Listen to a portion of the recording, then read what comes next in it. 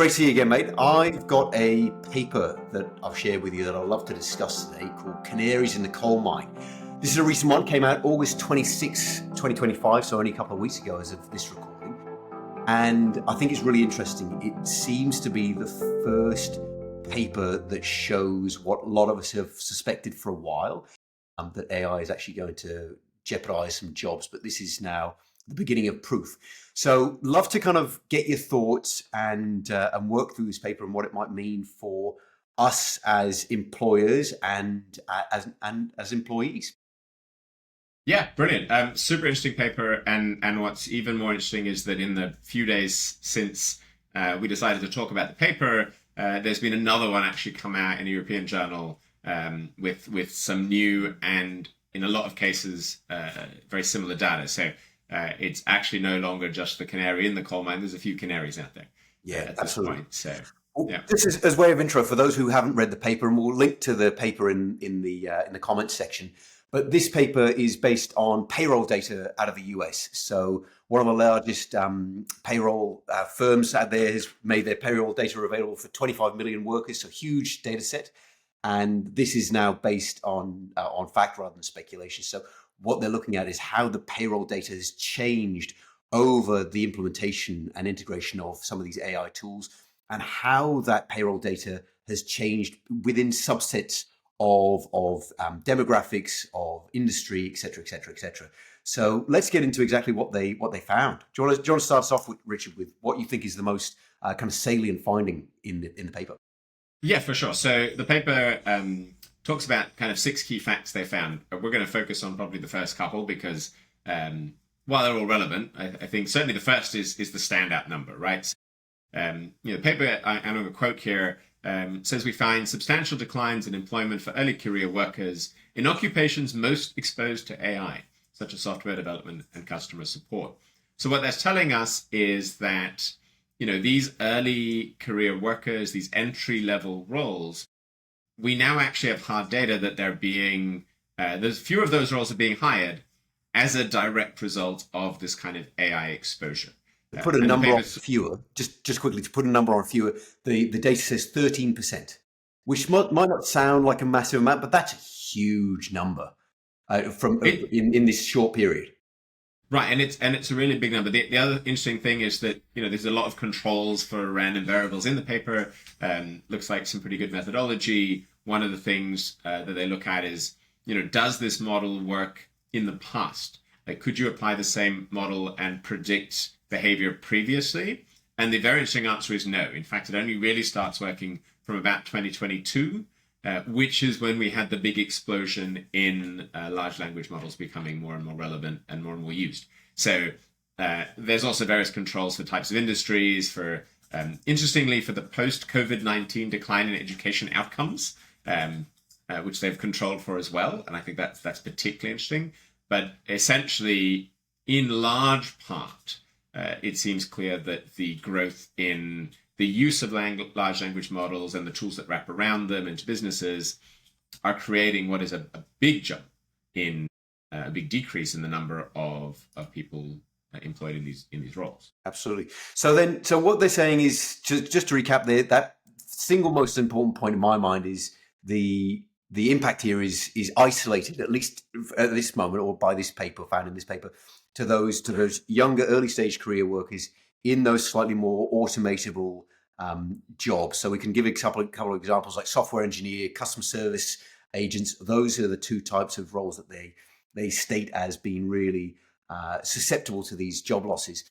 Older or later stage career workers seem not to be affected in any serious way at this stage, by at least in these findings, and in those roles that don't seem as easily to disrupt by these tools at this stage. But again, it's also very much at this stage is the couching terminology that I think we need to use here.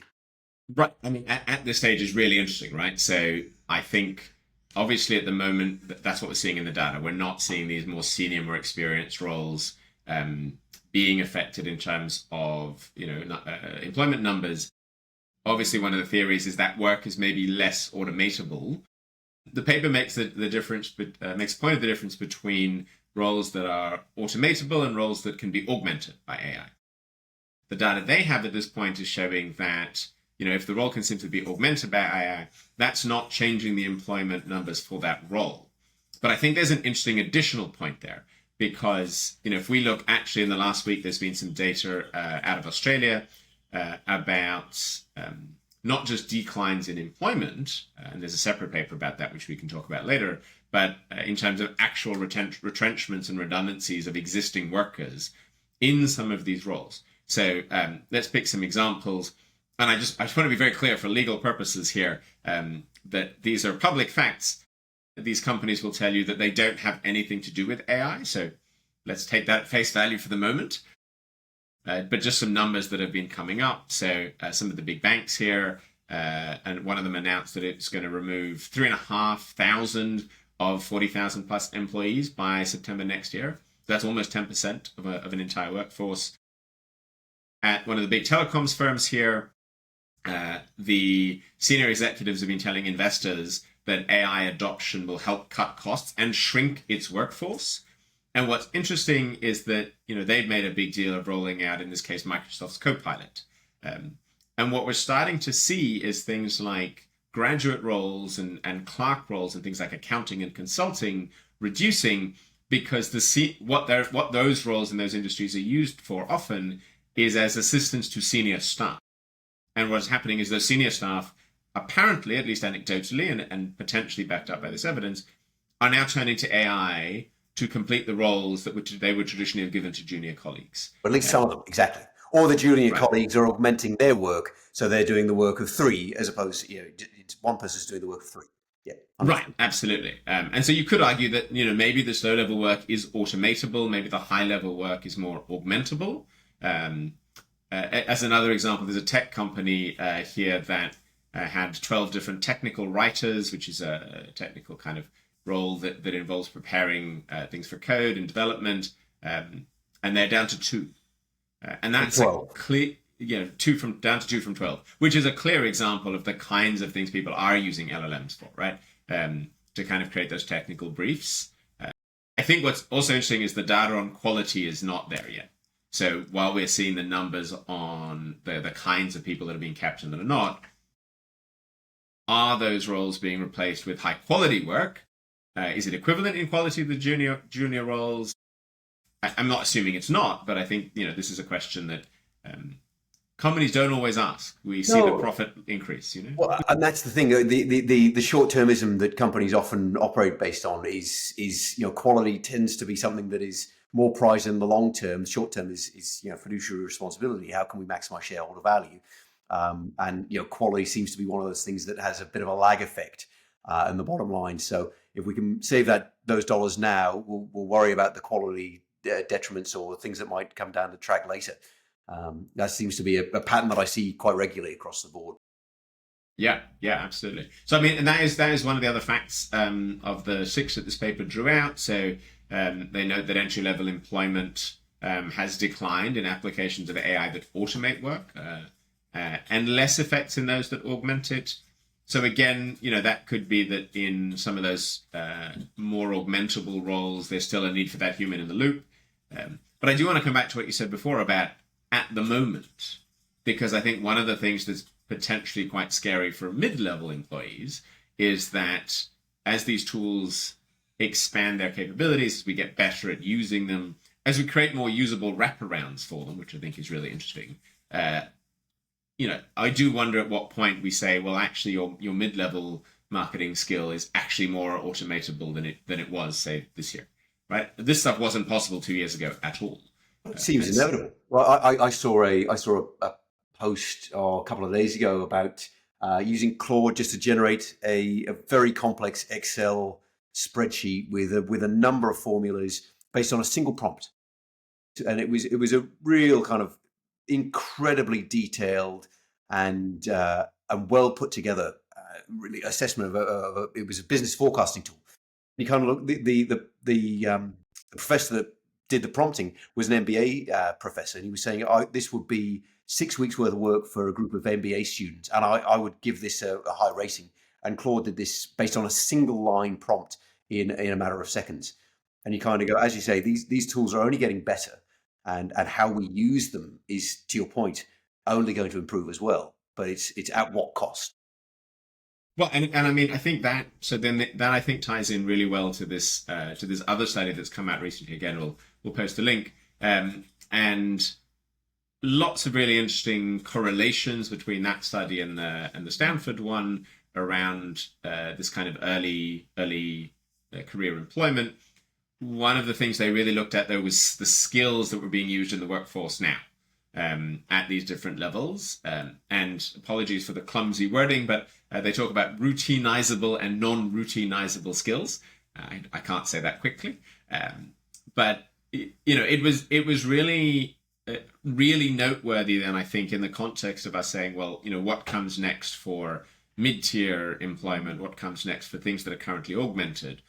Are those skills already being replaced? And if not, which ones are not? And I think there were 3 skill categories that the paper identified with the most new and emerging sets of skills. So these were skill requirements and usage that are actually growing right now at the moment.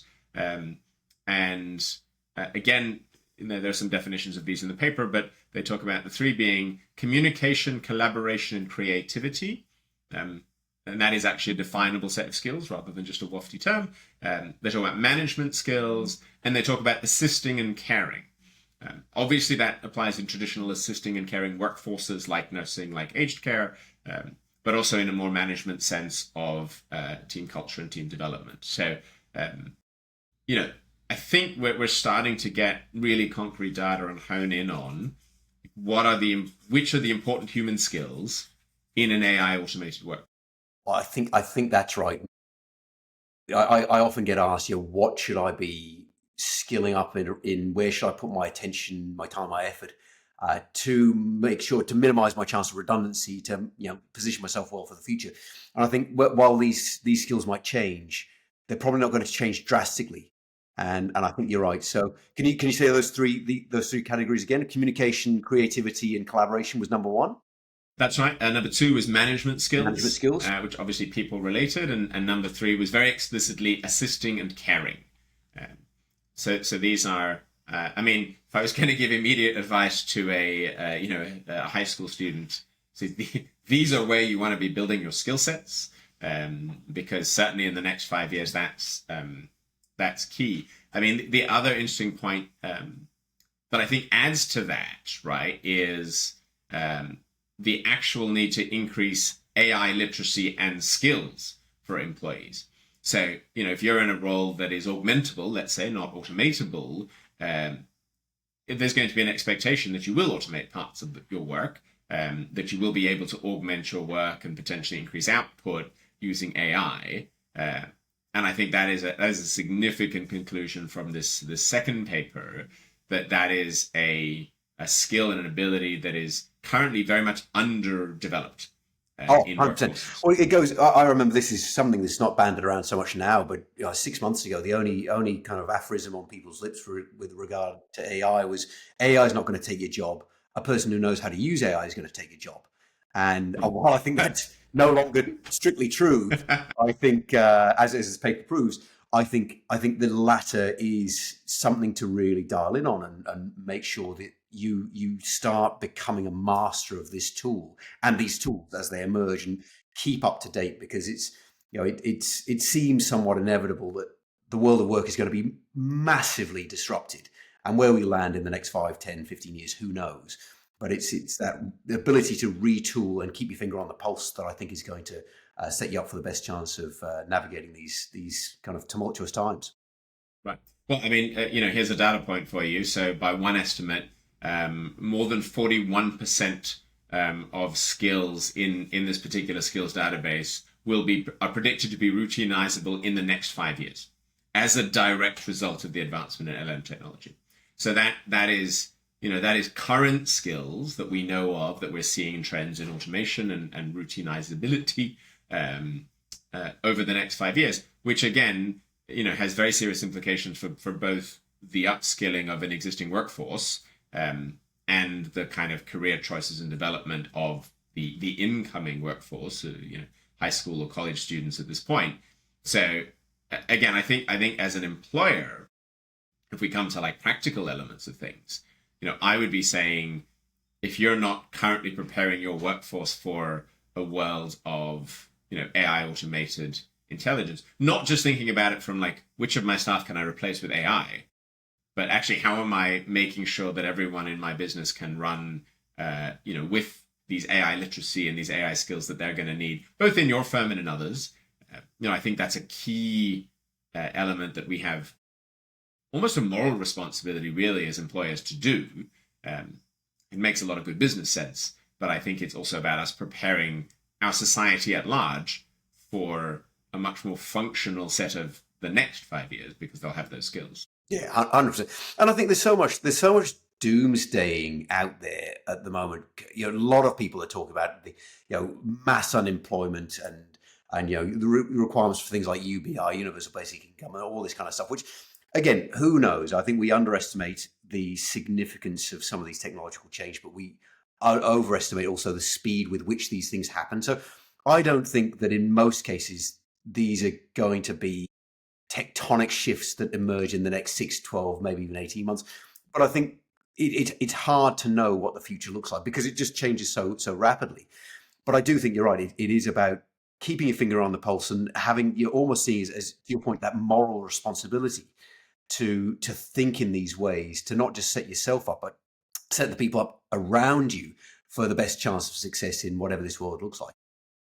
Yeah, absolutely. And I mean, as we've said before, that's going to tie into how you learn. It's going to tie into how you prepare yourself for the work that you're doing, how you prepare yourself for the next pieces of work, right? So yeah, I mean, this is a key piece. I will take slight disagreement with you on one point. I think if we've got banks dropping 10% of their workforce in the next 12 months already, then I would be thinking really, really hard about what it is that those people are going to need in terms of skills, because clearly what they're currently doing, their employer doesn't deem employable anymore. And I will say, there's two sides to this. I think, maybe next time we can wrap in an old favorite, which is of course the very famous article and subsequent book on bullshit jobs. Yep. Braver. Because I think there's a world in which perhaps we can shed some of those bullshit jobs. Yep. But I also think we need to be, cognizant of the fact that these are real humans who are being paid to do jobs. And maybe those jobs didn't need to exist, and maybe the firms were really taking the mickey. But ultimately they were, that you still need to pay your rent, you still need to pay your utilities, you still need to buy food for your families. Exactly. And you still need something to purpose when you wake up in the morning. It's what fills that void? That's a question that needs to be thought about. Yeah. Well, that got quite deep quite quickly. Always done. And I think, So I think that's a good place that we can probably wrap this up at this point. I look forward to talking next time, when I think we're going to dive into a few more deep concepts around this. We might get a little more philosophical about the purpose of work. I look forward to the next conversation. Likewise. Thanks, Richard. See you next time.